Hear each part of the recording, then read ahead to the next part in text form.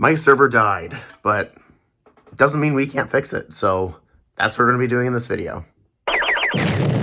So yeah, as I just said, the server went kaput. Now the drives in here, I'm just gonna say this right now, the hard drives in here actually didn't die. They're actually fine. It was the SSD that quit on me, and I cannot say I'm surprised. It was a Chromebook SSD that was 16 gigabytes, that was M.2, and I just didn't think it would last not that long. But yeah, it's dead now. So every bit of that Chromebook is dead.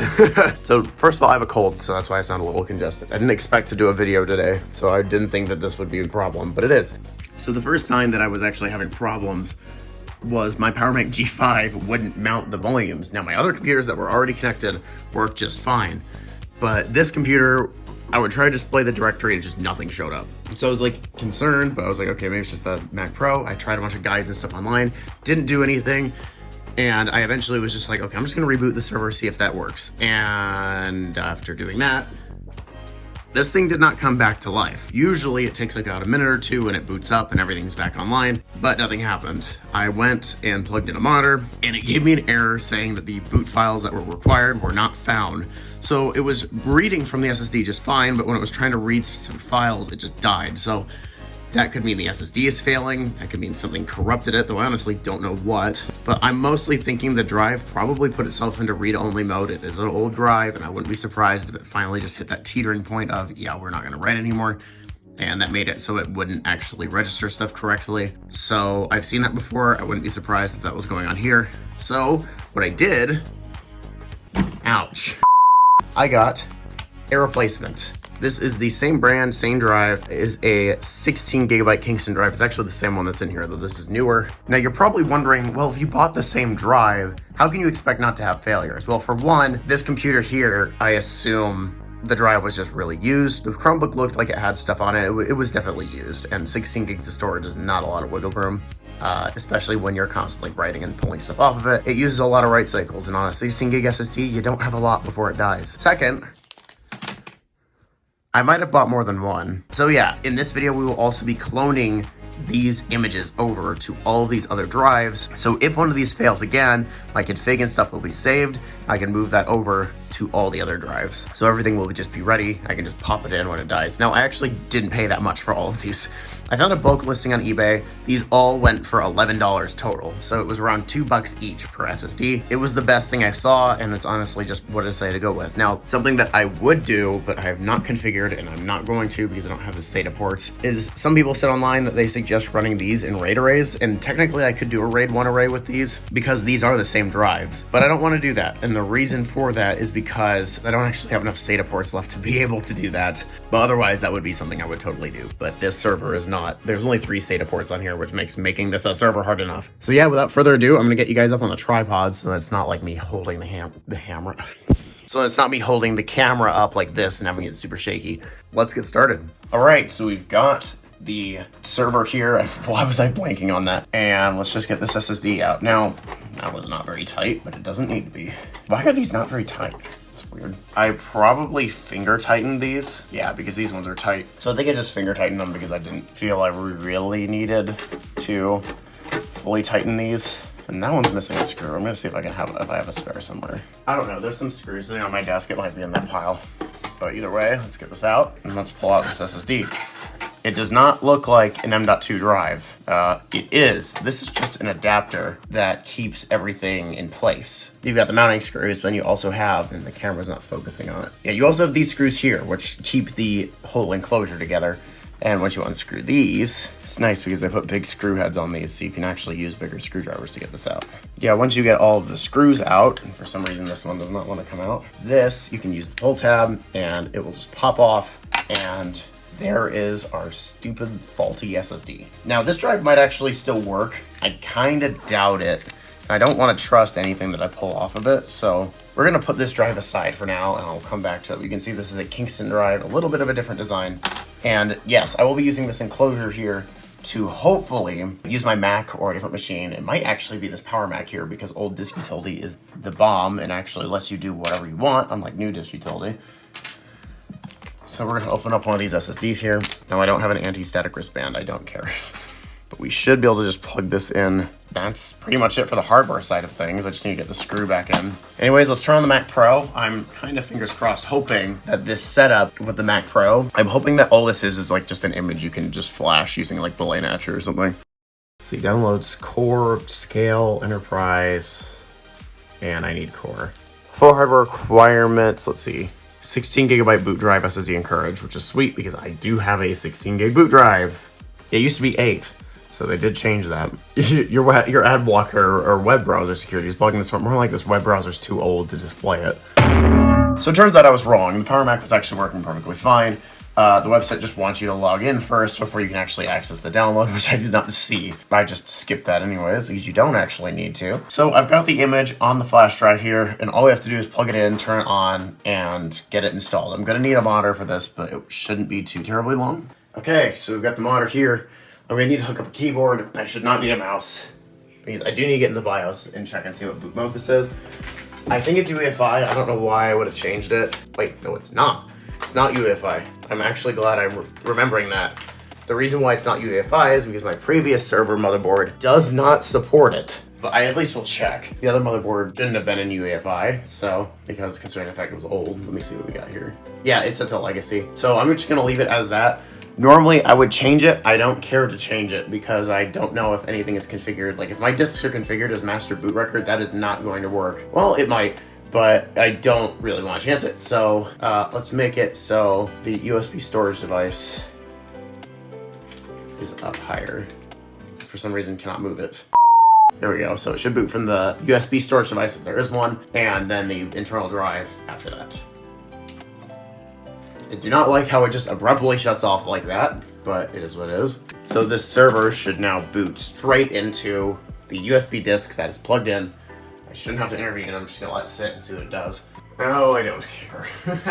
Yeah, it's freaking out at me because I don't have, this is a Dell motherboard outside of a Dell case. I don't care, that's what I have. Dang nabbit. I was thinking you push the up and down arrows. I need to read. This is what happens when you have a cold. You stop thinking. Don't stop thinking, people. All right, let's try that again. Boot TrueNAS installer, enter. All right, there we go. Install upgrade, let's do that. All right, so we need to select the correct disk, which would be this one. I do not want to overwrite either of these. Technically, nothing bad would happen if I did by accident, but because it's RAID 1, so they both have the same thing, but we're gonna pick this one. This will erase all partitions on data on 88.2. I always check, but it says installing on SATA SAS and yeah, USB flash disks are encouraged. I'm gonna just make sure I didn't know. Password.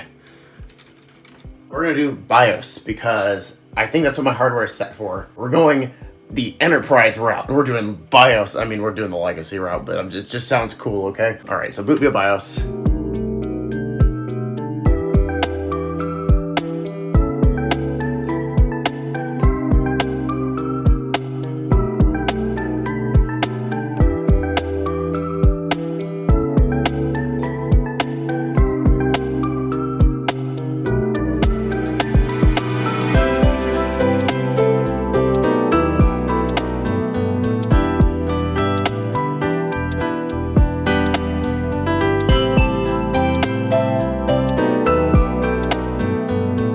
Well, that was very fast. The TrueNAS installation on 88.2 succeeded. Please reboot and remove the installation media. I almost read that wrong. So I'm actually gonna do shutdown. And the reason for that is very simple, and that's just so I can unplug the USB and then turn it back on when I'm done. Okay, it's off. And now let's turn it back on and see if it boots into the correct operating system. I mean, there's nothing else for it to boot to, so it's either gonna boot TrueNAS or nothing, so we'll see what it does. So it does seem like this is gonna work, which is good.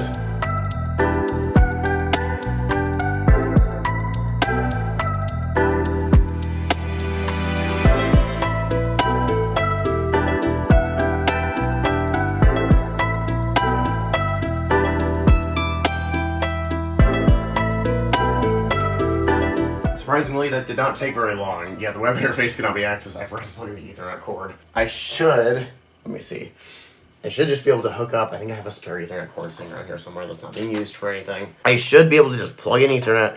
It should just work. I might need to restart the system. Okay, the web user interface is at that. It's funny because that's the same address that was set before, and I haven't even configured static IP yet, but whatever. So now that we actually have this going, let's swap over to a screen capture and see what we can do. Here is my Linux desktop here, and let's fire up my web browser here. Okay, so we need to go to HTTP, or it won't type, http://10.0.0.129, and here we are. Now, this is very much like the previous interface I had, obviously, because it's the same flippin' thing, but nothing's configured. So what we're gonna need to do is go to storage, pools, and we're gonna have to make a new pool. So I'll just hit add here. We'll do import an existing pool. Next, let's see. Does the pool have encryption? No.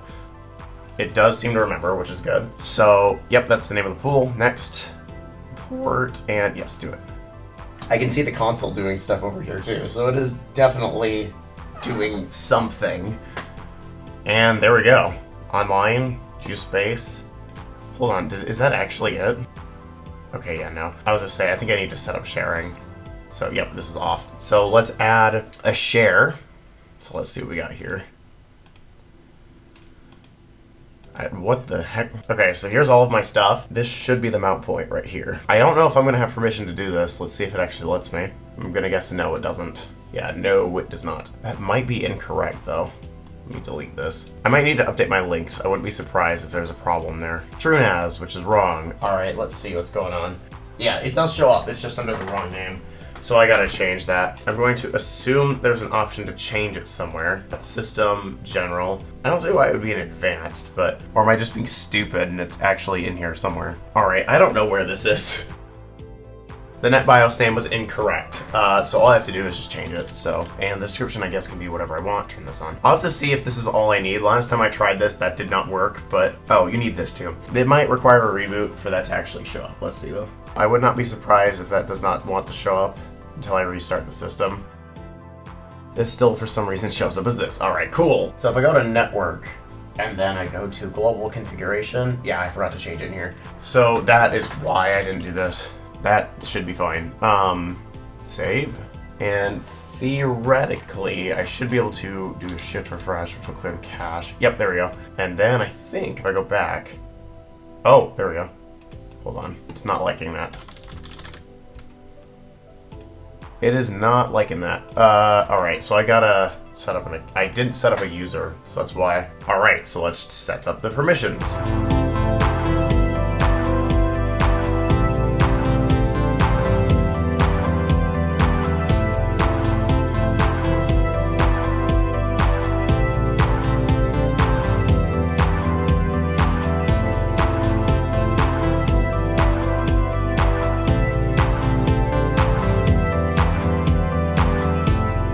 So theoretically, now with that set, I should be able to get out of here. There we go. I'm gonna see, can I write in here? I gave myself permission. Well, let me see if I try to write anything in here, if it'll actually let me do that. So let's do a new folder. Sure, let's just call it that. And let me see if I can connect on my MacBook here and see that folder. Yep, it's right there. And if I delete it on here, this is on my Mac. So if I delete this, so move to trash, yes, yep, the folder is gone. So it looks like this is all back up and running, all set up, ready to make videos again, which makes me really happy to see. Didn't actually take that long. Well, that's it, and the server's back up and running. I decided ultimately not to do the clones on all these drives yet because the software I was going to use was not cooperating, and the configuration is so easy that it's not hard for me to just put another one of these in and reinstall it, and it's not going to be that hard. Maybe in the future I'll do it if I feel less lazy, but I did make an image of it. I'm just kind of not sure what to do with it right now, but I'm not going to delete it. I'll probably just move it to the server, which won't help if I can't access the server, but it'll be helpful to have it there and somewhere else. Yeah, my Power Mac still can't access the files on it. I don't know what the problem is, but it keeps doing that. Oh well, it is what it is. I'll have to see if I can figure that problem out. But at least the server's fixed.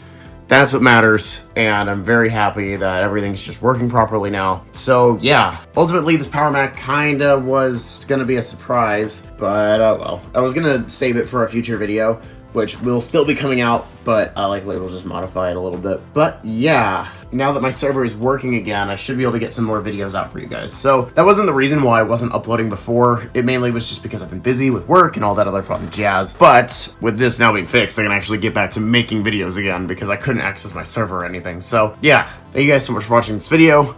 And tune in next time when we show off this Power Mac in 2 videos actually. I won't spoil what they are. But yeah, thank you guys for watching, and I will see you all later.